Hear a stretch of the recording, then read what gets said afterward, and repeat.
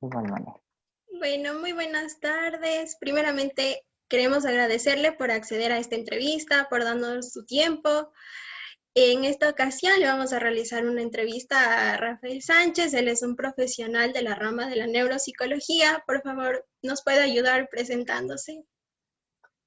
Claro que sí. Mi nombre es Rafael Sánchez Puertas. Tengo un título de máster en neuropsicología por la Universidad de Salamanca. Listo, muchas gracias. Igual nos presentamos. Junto a mí se encuentran mis compañeros Gerson Espinosa y Jocelyn Bungacho. Igual nosotros somos estudiantes de la carrera de psicología del tercer semestre de la Universidad Católica con sede en Ambato. Y bueno, quisiéramos empezar con esta entrevista preguntándole, hablando todo esto de la neuropsicología, quisiéramos preguntarle cuál es la función y el campo de actuación de un neuropsicólogo.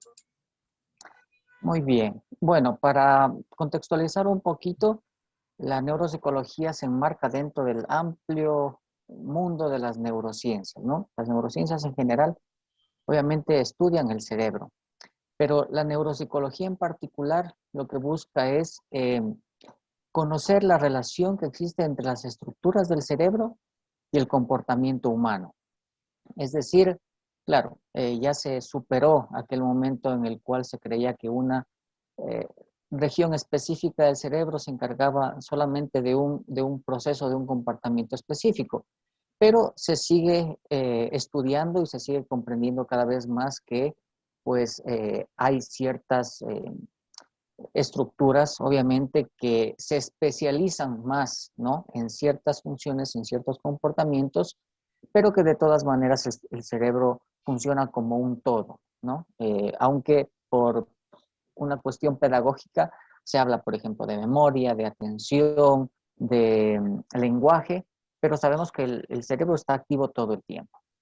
Entonces, este estudio lo realiza tanto en personas sanas como en personas que puedan tener daños cerebrales por distintas razones, por traumatismos craneoencefálicos, por enfermedad. Entonces se enfocan en las funciones superiores principalmente, ¿no? Como ya lo he dicho, la memoria, el lenguaje, las funciones ejecutivas y en general en el funcionamiento cerebral de la conducta.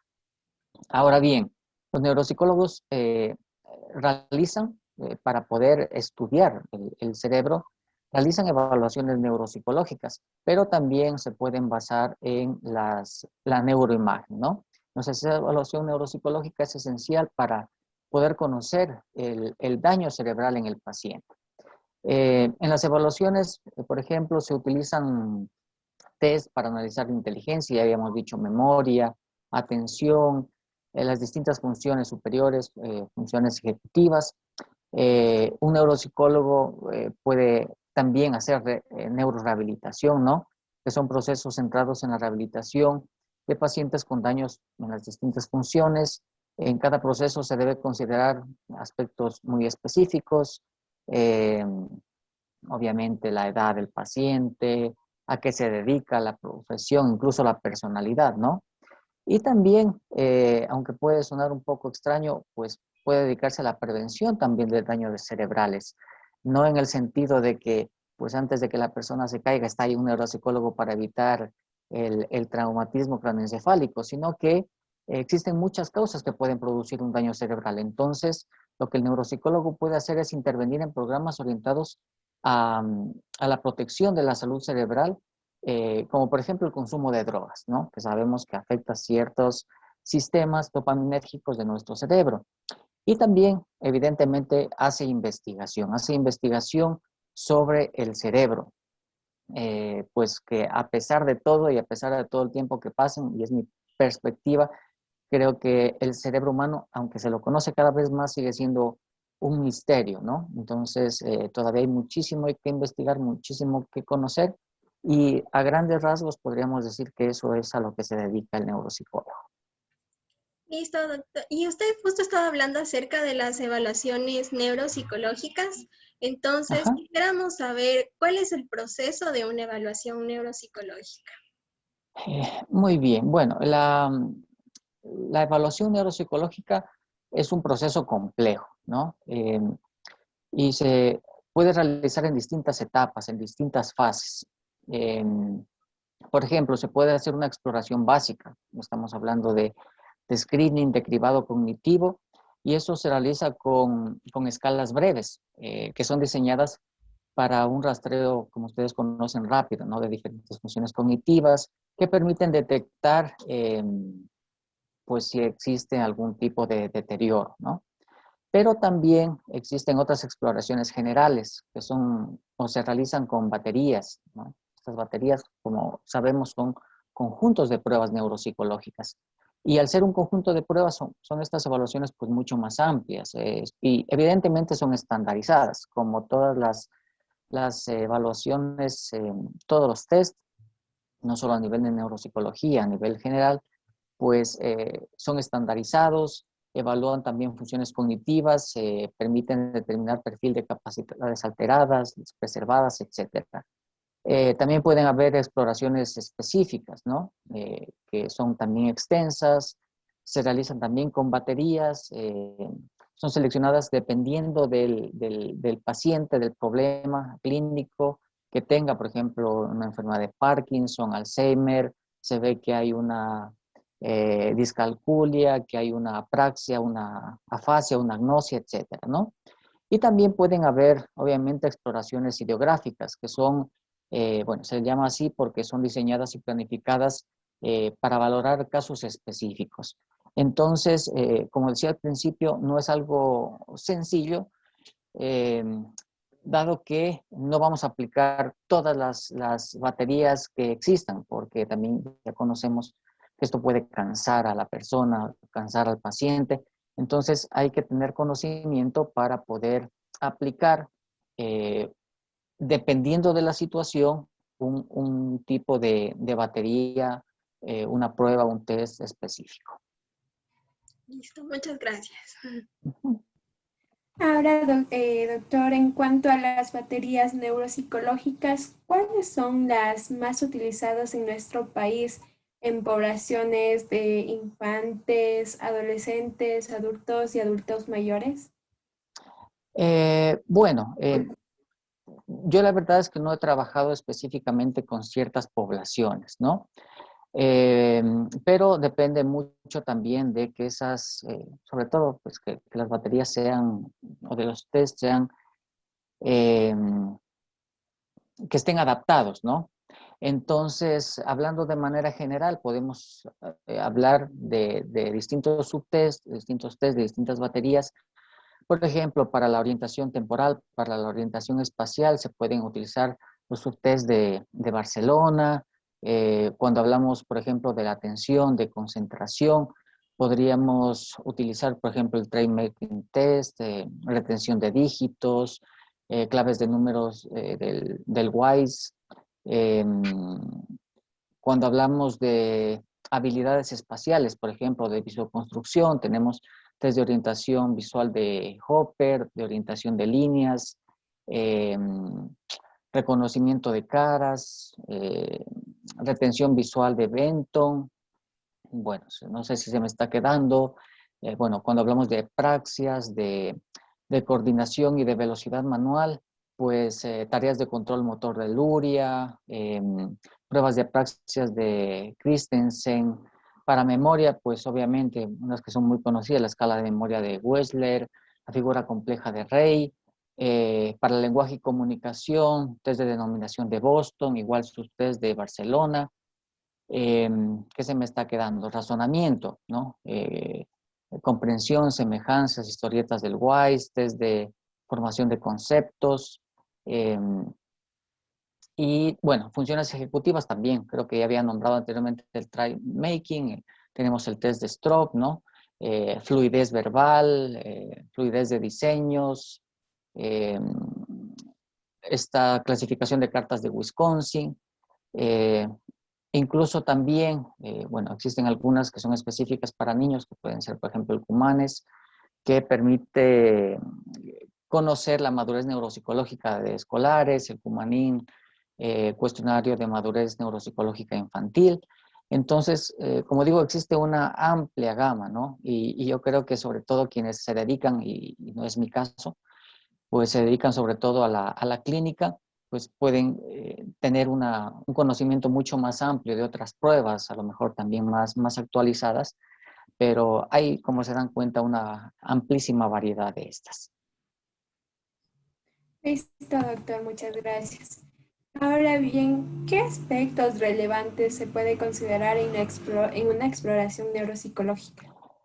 Bien, bueno, eh, creo que ya se había mencionado que debería elegirse un test en función de la necesidad del paciente, ¿no? Pero adicionalmente se tiene que analizar la edad. Por ejemplo, ¿por qué es importante esto? Pues porque las alteraciones cognitivas como consecuencia de una lesión guardan mucha relación con la edad. Estamos hablando de la plasticidad cerebral, en otras palabras. Eh, a, Mientras más temprano, más joven es la persona, pues sabemos que hay mayor plasticidad. Entonces, esas manifestaciones neuropsicológicas de la persona van a depender de la experiencia que tengan estos individuos. Los mecanismos de plasticidad van a determinar las secuelas cognitivas. Entonces, eh, los adultos pueden sufrir una probabilidad de alteraciones neuropsicológicas más elevadas que pacientes más jóvenes, ¿no? Que pueden recuperarse posiblemente más fácilmente. Otro aspecto importante es el nivel educativo. Eh, ¿Por qué? Pues porque sabemos que también depende mucho del tipo de prueba que se utilice. Sabemos que los instrumentos también pueden tener un cierto sesgo en función del grado de escolaridad. Por eso es de esperar que pacientes, por ejemplo, que no tienen un nivel elevado, incluso analfabetos, obtengan puntuaciones pues, mucho inferiores a las puntuaciones de una persona que sí tiene un nivel educativo más elevado. Y es también fundamental controlar esta variable porque la puntuación mínima del test en estas pruebas pues, podría ser tomada como patológica cuando en realidad se debe al nivel educativo. Y también es importante la actitud, ¿no? Obviamente la predisposición que el paciente muestre en el momento de la evaluación, pues va a influir definitivamente en los resultados que se tenga. Si nos enfrentamos a un paciente poco colaborador, que no quiere responder, entonces podemos caer en conclusiones evidentemente erróneas sobre su funcionamiento cognitivo. Por eso es muy importante contar con la voluntad del paciente. Para conseguirlo, lo más adecuado es explicarle los objetivos, el contenido, la utilidad de la evaluación neuropsicológica. Es también importante establecer una relación de confianza con el paciente para lograr una ejecución óptima. Incluso no solamente con el paciente, sino también con los familiares, con los cuidadores, con los cuales pueden llegar a la consulta, ¿no? Y también el momento óptimo para la exploración neuropsicológica está determinado por la naturaleza de la lesión. Evidentemente, lo mejor sería poder hacer inmediatamente, ¿no? Pues sabemos que hay ocasiones en las cuales no se lo puede hacer y los pacientes que sufren lesiones agudas como traumatismos craneoencefálicos, qué sé yo, accidentes cerebrovasculares, infecciones, deberían ser examinados superada la fase aguda, ¿sí? Para poder tener realmente un resultado correcto en esas evaluaciones. Y estos pacientes con esas patologías pues logran mejorar paulatinamente con el paso del tiempo y como decía, dependiendo también de la edad que tengan los pacientes. Listo, gracias. ¿Y cuándo es necesario realizar una valoración neuropsicológica, ya sea en niños, adolescentes o adultos? Bueno, como digo, va a depender del tipo de lesión, de las consecuencias a nivel sintomático que tenga. Entonces, en los últimos años, evidentemente, ha existido un aumento en la demanda de exploraciones neuropsicológicas, tanto en niños, en jóvenes, en adultos, en pacientes con distintas patologías psiquiátricas, en las que existe, por ejemplo, una sospecha de disfunción cerebral, y es un hecho que en la mayoría de los países ya se empieza a incorporar cada vez más a neuropsicólogos en el ámbito clínico, ¿no? Y en el ámbito también hospitalario. Entonces, el objetivo fundamental de las evaluaciones ya no es solamente diagnosticar, sino también identificar a posibles alteraciones de las funciones reguladas por la corteza, pero también para poder saber qué tipo de tratamiento, si se le tiene que dar una rehabilitación, Y esto va a permitir entonces entender la importancia de los programas de rehabilitación neuropsicológica como un recurso terapéutico, ¿no? Entonces, va a depender mucho del tipo de lesión, de la situación en la que se encuentre el paciente.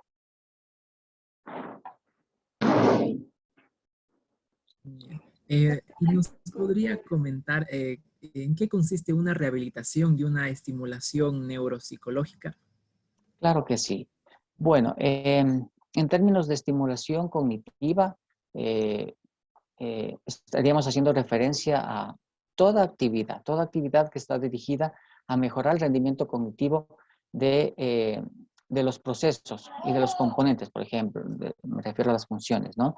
De la atención, de la memoria, del lenguaje, las funciones ejecutivas, el cálculo, sea en sujetos sanos o en pacientes que tienen algún tipo de lesión en el sistema nervioso. Entonces, estimulación es eso, ¿no? No necesariamente tiene que ser una persona que tenga algún tipo de trastorno neuropsicológico. Pero en algunos contextos se usa también el término rehabilitación, que va un poco más allá e implica el establecimiento de la situación de los pacientes, el restablecimiento, diríamos, de la situación de los pacientes en un grado mucho más alto, ¿no? Tanto a nivel físico como psicológico y también de adaptación social. Porque uno muchas veces piensa que neuropsicología, como estoy estudiando neuropsicología, solamente hablo de, qué sé yo, una apraxia o de una heminegligencia contralateral.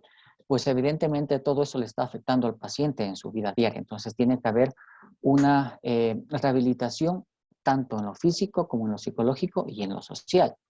Esto incluye poner todos los medios posibles para reducir el impacto, posible impacto, ¿no? Que puede ser discapacitante incluso en algunos casos, para permitir a los pacientes alcanzar el nivel más óptimo de integración social. Hay casos en los que incluso no se puede hacer mucho, pero ese mucho es entre comillas, porque uno puede decir, a ver, es como darle unas muletas a un paciente. Entonces dice, bueno, es que finalmente la persona no volvió a caminar sin muletas. Sí, pero las muletas le sirven para poder reintegrarse nuevamente, ¿no? Entonces depende de la situación, del momento, pero esas serían las diferencias entre rehabilitación y estimulación neuropsicológica. Ahora, en nuestro contexto, ¿cuáles son los avances y barreras frente a la neuropsicología aquí en Ecuador? Bueno, empezaría por las barreras. Yo creo que las barreras de la neuropsicología son las mismas que se presentan en todas las ciencias de la salud, ¿no?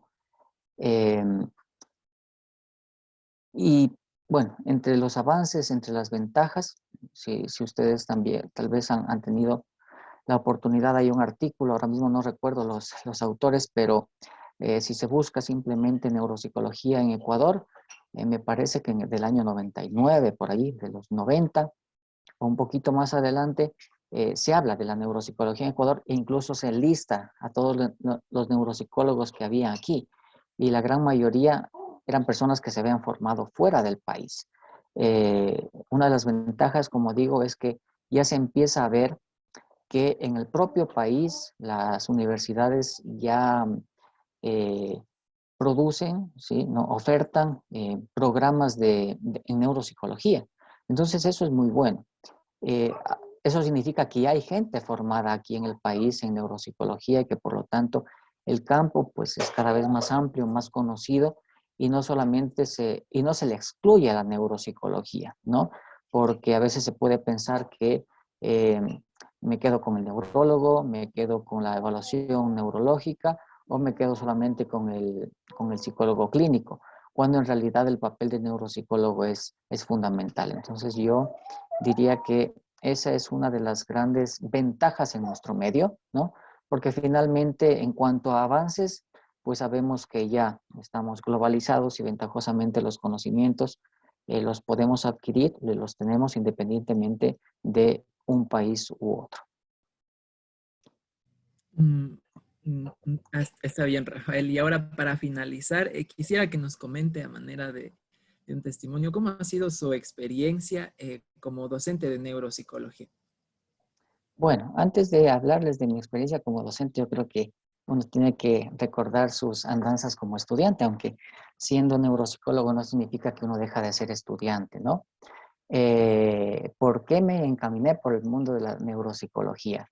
No precisamente porque haya sido para mí una de las materias más sencillas, sino precisamente porque fue una de las materias más complejas. Pero eso implicó para mí estudiar tanto la neuropsicología, porque de mi pregrado yo soy igual psicólogo general, no soy psicólogo clínico, ¿no? Entonces, cuando vi la materia de neuropsicología y en ese tiempo nos entregaban los libros en físico, pues abrí el libro y dije, a ver, parece que esto fuera medicina, pues me dan a que yo analice todo el cerebro. Y dije, ¿qué es lo que pasa aquí? Así que, y era un libro de neurociencias, no era neuropsicología en sí, sino neurociencias. Entonces implicó para mí muchísimo esfuerzo, tanto esfuerzo tal vez más que en otras materias que me llegó a gustar mucho, ¿no? Y bueno, posteriormente cuando tuve ya la oportunidad de hacer mi posgrado, estaba buscando, ¿no? Quería saber por qué inclinarme y dije, no, tiene que ser neuropsicología. Precisamente quien fue mi profesor de esa asignatura, yo le pregunté, le consulté y me motivó a hacerlo. Y ahora, pues, ya que tengo la suerte de poder ahora formar a otras personas, es una experiencia muy bonita definitivamente. Eh, no significa que no haya dificultades en algunos casos para los estudiantes, incluso para mí recordar muchas cosas, volver a revisar algunas cosas, pero es un campo apasionante, ¿no? Un campo apasionante y solamente una anécdota un poco graciosa que me pasó alguna vez, que, bueno, les mandé a hacer a los estudiantes que me grafiquen la amígdala, ¿no? Y en neuropsicología, pues no estamos hablando de otra amígdala que de la amígdala cerebral. Pero bueno, si ya se empiezan a imaginar, me hicieron una gráfica allí de una persona con la boca abierta mostrándome las amígdalas que tenemos en la garganta. Pero bueno, en general una experiencia muy bonita, obviamente, como les digo, y animarles a ustedes, bueno, a quienes tengan la oportunidad de ver este video, a que dentro de todo ese amplísimo mundo, e incluso de la psicología en general, de la neurociencia en general, que la neuropsicología es un mundo apasionante. Muchas gracias, Rafael. Queremos agradecerle por su tiempo y, como le había dicho al inicio, por acceder a esta entrevista.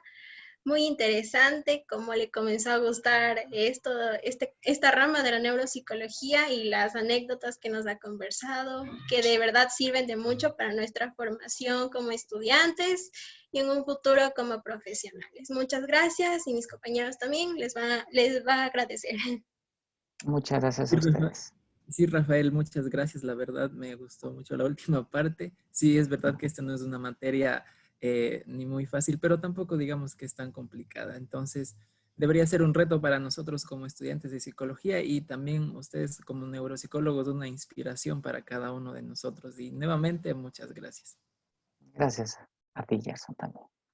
Y reiterando las palabras de mis compañeros, muy agradecida con usted por su tiempo y por brindarnos sus grandes conocimientos. Muchas